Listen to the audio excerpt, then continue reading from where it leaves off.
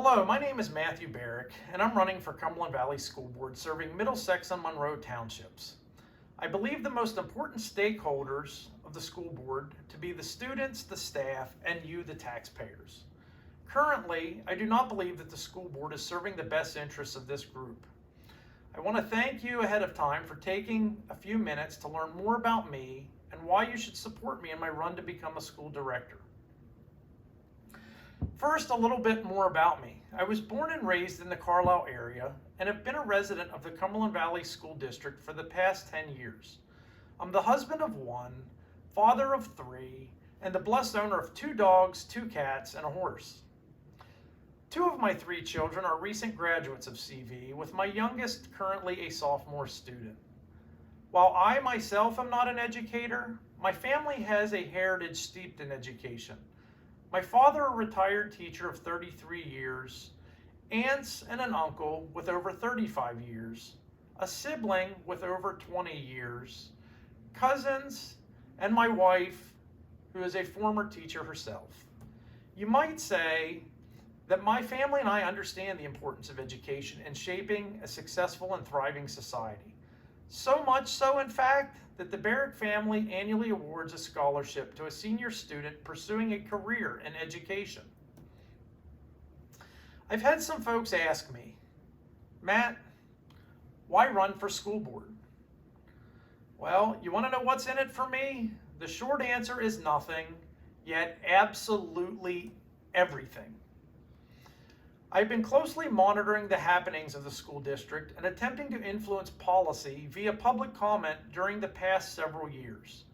Truth is, I've come to believe that the only way to truly make a difference within the school is to be selfless and volunteer my time to represent the community by serving it on the school board. As I mentioned earlier, I understand the importance of education in shaping a successful and thriving society. These are the leaders of tomorrow, the individuals who will shape our future. I'm looking to make our local community stronger and make a difference in the lives of children. That's what's in it for me. Okay, Matthew, so what are the issues? Well, like many of you, I moved into the Cumberland Valley School District having heard for years that it had the best schools in the area. Now, before I dive deeper, let me pause and ask you. 1, did you know that less than half of Cumberland Valley middle schoolers are considered proficient in math per the 2022 PSSA tests? 2, Cumberland Valley School District is unable to staff a sufficient amount of teachers to educate our students. 3, Cumberland Valley School District has raised taxes by the maximum permissible by law for the past 7+ years. These are just 3 of the reasons that I'm running for school board. I believe that as a district, we need to get back to basics. 1, let's better prepare our students for success in their next steps. 2, let's empower our teachers and staff to be able to carry out that mission. 3, let's protect our taxpayers by utilizing some common sense budgeting. I believe that the most fundamental purpose of the public education system is to prepare our students for success in their next steps. Whether a student's focus is on immediate employment upon graduation, honorably serving our country by joining the military, or continuing education, the foundational skills to research, think critically, and analyze the results must be laid during their formidable K-12 years. This ability allows one to grow themselves, step into leadership roles, and prosper in a world that requires continuous learning. Before becoming closely involved, I had assumed that if my children were getting good grades, that they were learning the life skills necessary to succeed. But that is not necessarily the case. Now dug in and actively involved, I recently did some analysis on PSSA scores at Cumberland Valley. PSSA, as defined by the Pennsylvania Department of Education website, is the annual Pennsylvania System School Assessment. It is a standards-based, criterion-referenced assessment which provides students, parents, educators, and citizens with an understanding of student and school performance related to the attainment of proficiency of the academic standards. What a mouthful. I have aggregated the PSSA scores from all CV elementary and middle schools in order to compare the performances in 2015 against the new student performances in 2022.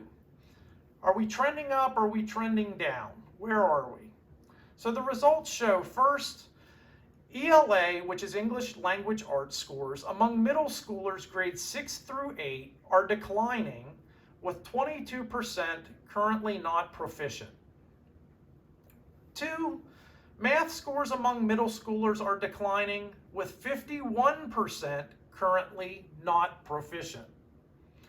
Third, science scores among middle schoolers are declining, again with 26% not proficient. Moving on to our elementary schools, English and Language Arts scores among elementary schoolers grades 3 through 5 are on the decline, with 25.5% currently not proficient. Math scores among elementary schoolers are again declining, with 37% not proficient. Science scores among elementary schoolers are again on the decline as compared to 7 years ago, with 12% currently not proficient.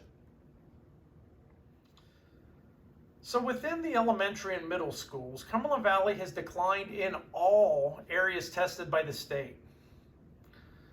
Now let me stop to note that in reviewing data between 2015 and 2019, which I did because that is pre-COVID, scores were already dropping. This is not simply a COVID thing, as some would suggest. This is a trend, and at that, a bad one.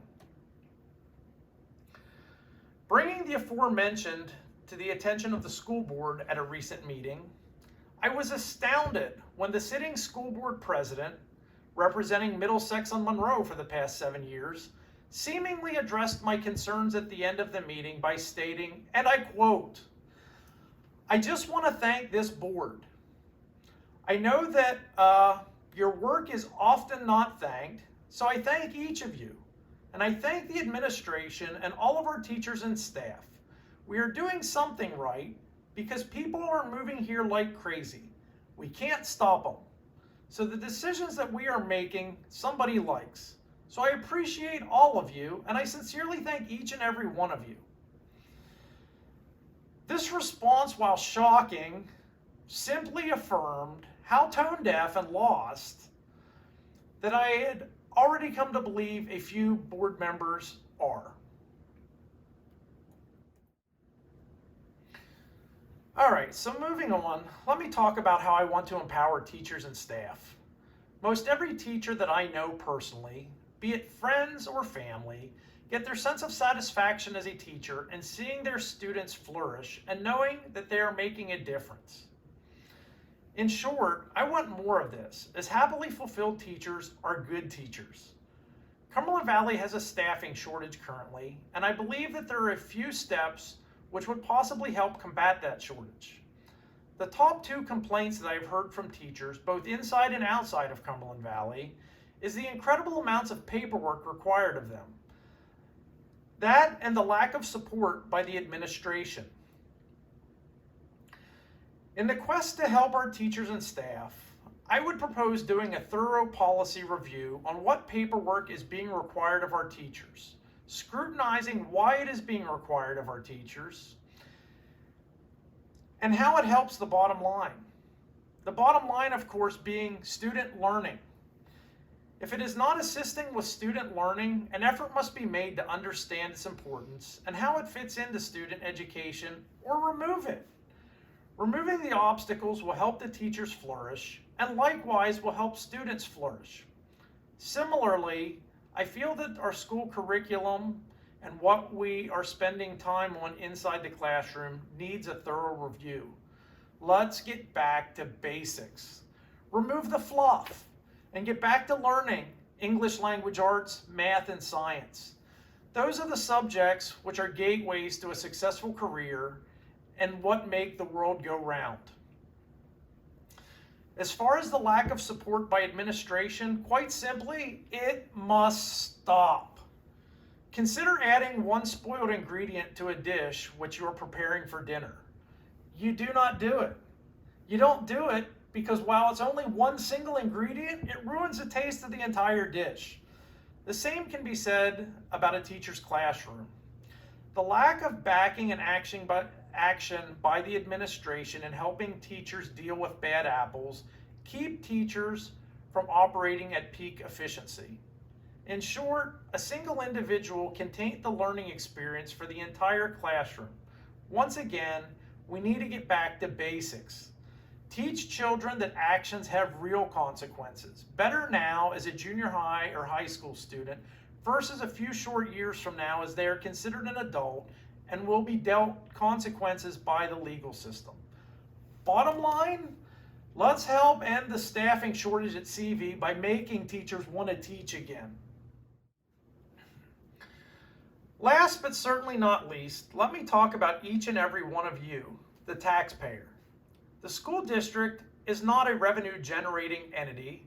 As such, each and every choice made within the school district needs to be made as if the money does not belong to the school, because it does not.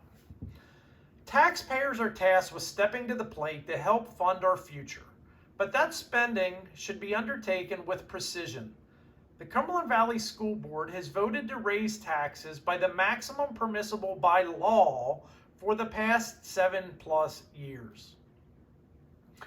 In full disclosure, in 2 of those years, they took 0.01% less than they were actually allowed. To put that into perspective, it would be like upping taxes by $299 instead of the $300 that you happen to owe. How kind of them. The current Cumberland Valley annual operating budget is just shy of $170 million and only continues to grow. While I do not believe that we can do a slash and burn, as there will always be facilities costs, transportation costs, and salaries, we need to look at how we can stop the spending growth before looking at where there are savings opportunities that may also be had.